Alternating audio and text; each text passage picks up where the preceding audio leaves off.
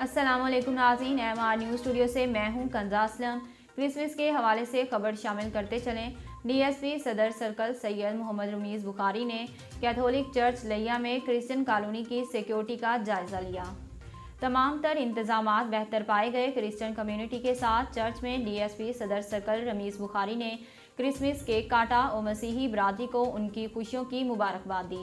مسیحی برادری نے DSP صدر سرکل کا اپنی خوشیوں میں شمولیت پر شکریہ ادا کیا اور سیکیورٹی انتظامات کو سراہا۔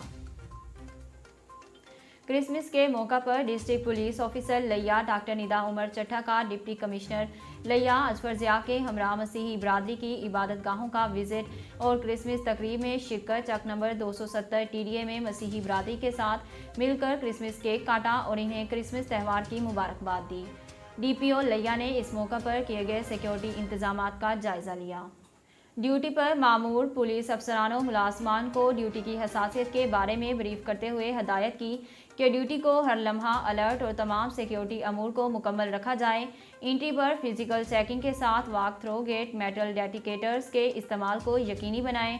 چھتوں اور مورچوں پر سنائپرز کے ساتھ ساتھ آؤٹر کارڈن ڈیوٹی کو بھی الرٹ رکھیں اور امن و امان کے قیام کے لیے اپنی تمام تر پیشہ ورانہ صلاحیتوں کو بروئے کار لاتے ہوئے اپنی ڈیوٹی انجام دیں۔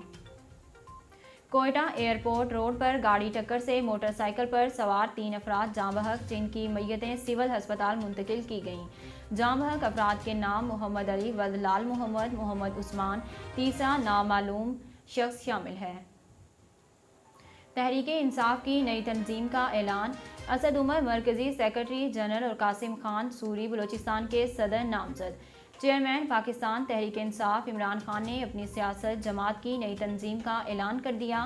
وزیر اعظم عمران خان نے خیبر پختونخوا کے بلدیاتی انتخابات کے پہلے مرحلے میں شکست کے بعد گزشتہ روز پاکستان تحریک انصاف کا تنظیمی ڈھانچہ تحلیل کر دیا تھا۔